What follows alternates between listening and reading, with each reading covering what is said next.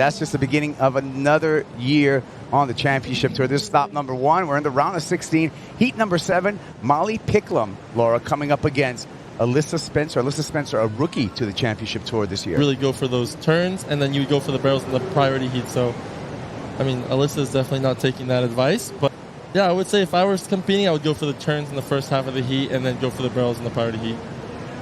So that's the start. Replays. And as we see Alyssa Spencer here on the forehand. Spencer, pipeline, threads through that barrel, gets clipped on the head on the way out.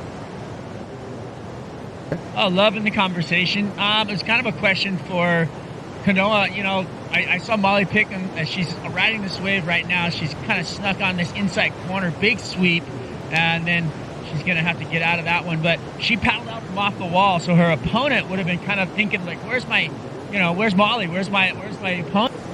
Here goes Pickles. Molly Picklum looking down the line, gets a pump in. She's behind the curtain, traveling through that one, and the door remained closed at back door for Molly Picklum. Alyssa Spencer. Alyssa, she's going to go to turns too. That wave, a little slow at the start. There we go, a nice carve on the second turn, and stays busy with a whitewater bank. Actually going to melt this wave all the way to the beach, and comes disconnected in the final. We saw the board trade with Sawyer Lindblad. Caroline, punching your ticket to the finals day here at Pipeline. What was your strategy for that last heat? Yeah, obviously Moana, she's like the queen of Pipeline, and you know, the swell's building and there's some left starting to come through, so I definitely was like, okay, you know, she's a lot more experienced out there than I. Keep her off those lefts, but also I'm goofy foot as well, so I feel like that was an advantage to me as well. And yeah, it was unfortunately a couple of those barrels clamped, but she's just such a strong surfer, and I was just kind of trying to take the best waves possible out there, and really stoked to make it through. I love the way she just threw her arms up, and she got the little bonus barrel at the end too. So Pickles just finding a beautiful backdoor tube this afternoon. I just love this, the way that she just threw her whole body into that, and then just was able to get that second section as well. Knoll, what did you love about this? Well, the way she got that last pump in before getting under the lip, it was so technical.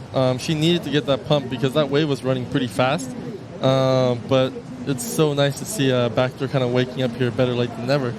Totally. It almost seemed like a little bit hard to read that wave because it looked like it was going to stretch out. Hard time reading it. I was looking at it from outside, but definitely good signs of the swell coming. There she goes. Pipeline this time grabs the rail. Molly Picklum charging. Just read this one so beautiful. She knew that 8th section was going to throw. Betty Lou talked about it in her interview, and then she got to finish off with this beautiful car. Well, heat of the day for Molly Picklum as we look at the numbers: an 8.17, a 7.33, a 15.52 wave total. Sounds like it's time for us to take a Bonsoy brew break. And thank you, Kanoe Igarashi, also for joining us.